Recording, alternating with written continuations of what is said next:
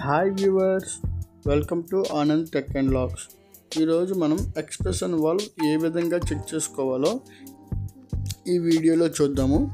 ముందుగా ఈ expression valve అనేది ప్రతి ఏసీలో, స్ప్లిట్ ఏసీ కానీ, విండోస్ కానీ ఇప్పుడు వస్తున్న ఇన్వర్టర్ సిరీస్లో ఈ ఎక్స్ప్రెషన్ వాల్వ్ అనేది ఇంపార్టెంట్గా ఇస్తున్నారు. ఈ ఎక్స్ప్రెషన్ వాల్వ్ ఏ విధంగా మనం చెక్ చేసుకోవాలంటే, ఈ ఎక్స్ప్రెషన్ వాల్వ్ ఉన్న జాక్ని ఫ్రంట్కి అలా జాక్ ఉండేలాగా వైర్ మన వైపు ఉండేలాగా పెట్టుకుని, ఈ వైర్స్ కొన్న వైర్లు ఉన్నాయి కదా, ఆ వైర్లో ఫస్ట్ వైర్ నుంచి మూడో వైర్కి, మళ్ళీ ఫస్ట్ వైర్ నుంచి ఐదో వైర్కి సేమ్ ఫ్రీక్వెన్సీ అనేది రావాలి. తర్వాత రెండో వైర్ నుంచి నాలుగో వైర్కి, రెండో వైర్ నుంచి ఆరో వైర్కి, ఆ విధంగా 1 by 1 వైర్ని పెట్టుకుని సేమ్ ఫ్రీక్వెన్సీ వచ్చేలాగా చెక్ చేసుకోవాలి. ఈ ఫ్రీక్వెన్సీ అనేది సేమ్ కరెక్ట్గా వస్తుంది అంటే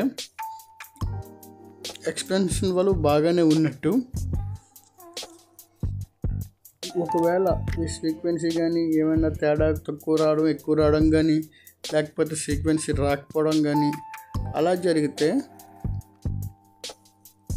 ఆ ఎక్స్ప్రెషన్ వాల్వ్ బాగోలేనట్టు అనమాట. అప్పుడు ఎక్స్ప్రెషన్ వాల్వ్ చేంజ్ చేసుకోవాల్సి ఉంటుంది. ముందుగా అయితే క్లామీటర్లో ఈ విధంగా చెక్ చేసుకోవాలి, హోమ్స్లో పెట్టుకుని.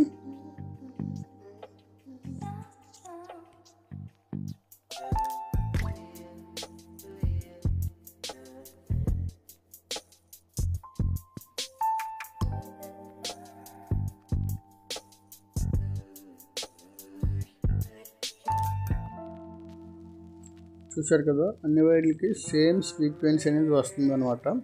ఈ విధంగా సీక్వెన్స్ని చెక్ చేసుకుంటూ మనం ఈ ఎక్స్ప్రెషన్ వాల్వ్ రన్ అవుతుందో లేదనేది చెక్ చేసుకోవాలి. ఇదే సీక్వెన్సీ ఆపోజిట్లో పెట్టుకోవడం సేమ్ 1 నుంచి 3, 1 నుంచి 5, 2 నుంచి 4, 2 నుంచి 6 ఆ విధంగా పెట్టుకుని మనకి వీడియోలో చూస్తున్నట్టుగా చెక్ చేసుకోవాల్సి ఉంటుంది.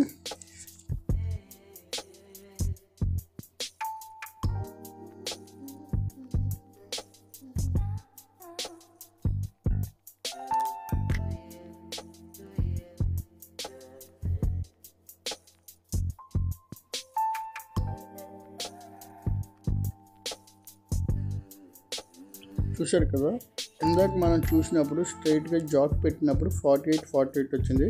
ఇప్పుడు రివర్స్ మన జాక్లో పెడుతున్నప్పుడు 97, 98 ఈ విధంగా చూపిస్తుంది కదా.